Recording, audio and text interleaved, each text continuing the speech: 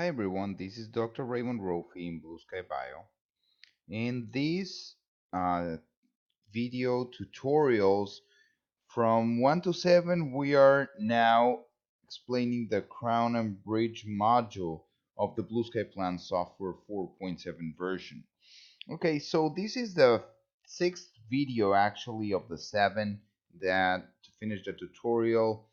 We've been so far doing different steps from importing models, designing the margin of the restoration, and setting the insertion direction of the restoration within the models or interproximal surfaces, then having all the transformation and the anatomy, and reviewing all the tools for the tooth positioning, basically the crown positioning within the model. Okay, and now it has come the time for us to basically set up all the crown bottoms, all the part of the restoration that will be touching inside of our crown. Okay, this is actually extremely important. All of the steps are extremely important. However, this will mark the longevity of our restoration. So for me, this will be one of the most important steps. Okay, so this will be really important for me that you all understand it. If you don't, please ask. I'll be more than happy to explain this as many times as possible. Okay, so in this step, we have 7 different tools. Okay, this step is a crown bottoms step of the tutorial. And here we have 7 different tools that will ensure the correct placement and the correct uh, thickness and the correct fitting of our restoration within the preparation within our tooth or our stock abutment or wherever are we planning to do this restoration. Okay, so now we will start from the very first one, which is a crown cement spacer. For the crown cement spacer, let me just hide the minimum thickness for this time.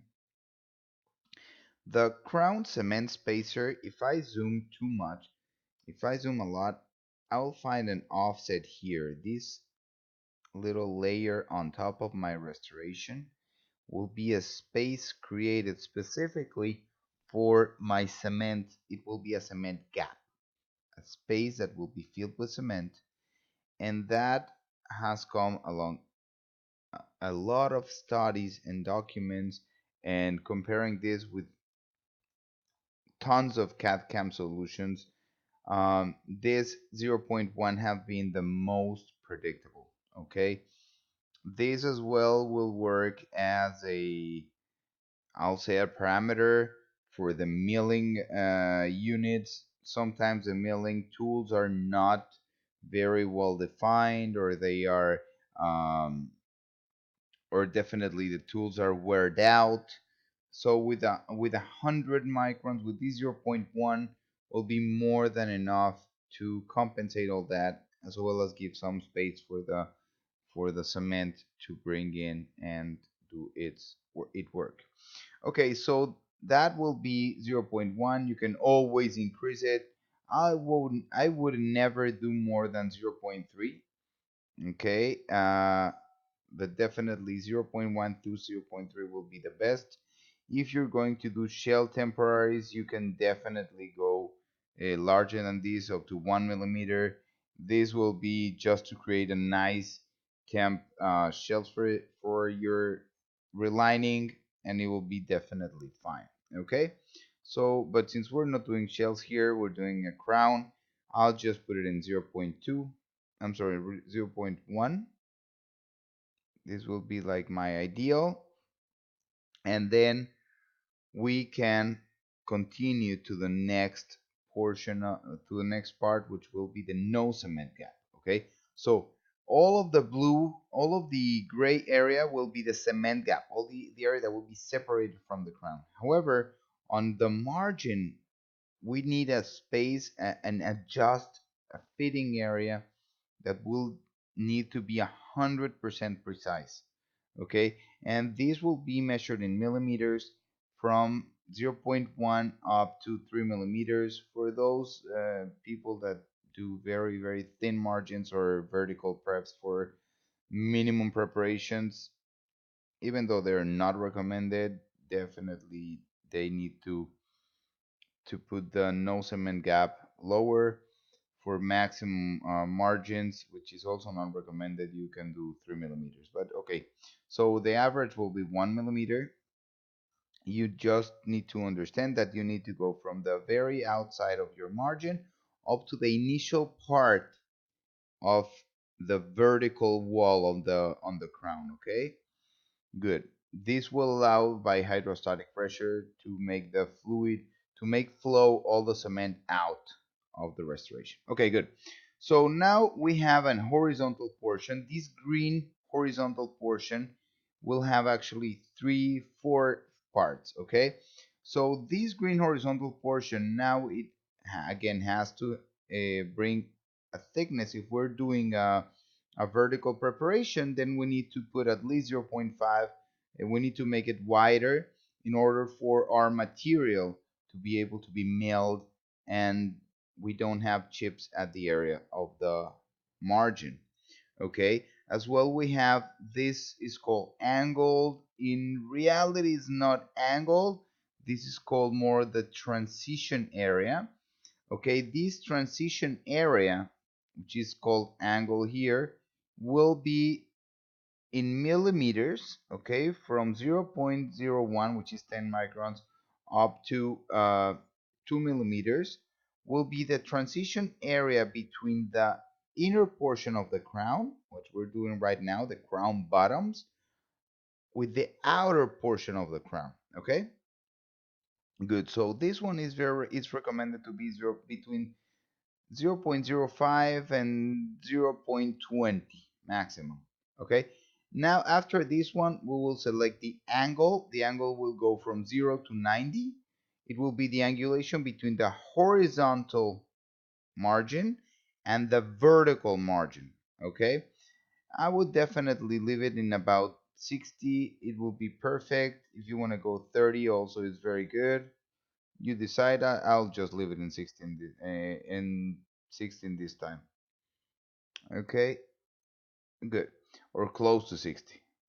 Now you have the vertical between the margin is different. If you see the transition area than the vertical, the transition area will be horizontally transitional area. And then the vertical will be, okay, once that I've finished that transition, I'll have to start going all vertical towards the rest. So this one, I want it really, really low. This doesn't have a lot of meaning. However, if we have a very long, I'm sorry, a very thick drill, as in CEREC, for example, that they have 1.4 drill. There are milling machines nowadays that they have 0.3 drills. There are 0.4, 0.6, a lot of diameters. So here, if you have a very thick tool, it's good if you increase the vertical and the angle. These are very advanced steps. Okay, so guys, for the minimal thickness, you want, if you're going through a through impression, okay, if you're going to 3D print all these crowns, 0.20 is more than enough. You can go up to 0.05, however, that's extremely thin, but you can definitely have that. Up to 2.5 millimeters, right, of minimum thickness. I barely can imagine when can we use this other than just healing abutments, or I don't know, but we have that option. However, I want to show this part as very important. So 3D print will be 0.2 minimum. 0.4 will be the zirconia minimum for milling. Okay, and also, sorry, we're not seeing here the minimum thickness because I have it hidden, so I'll show it. It's in red. Okay, and for Emax or any vitroceramic restorative material, It will be in the posterior between 0.6, 0.7, the minimum thickness. So try to keep it like this, okay, in order for us, for the material to be able to hold this. Okay, so this will be the ideal. I just gave you a very long explanation. It was a lot of information. However, it was very, very important. Thank you guys for watching this, and I hope that you can comment and that you understand this. This took me years to understand, so I can be more than happy to share it with you. Okay, so have a good day, guys. Bye bye.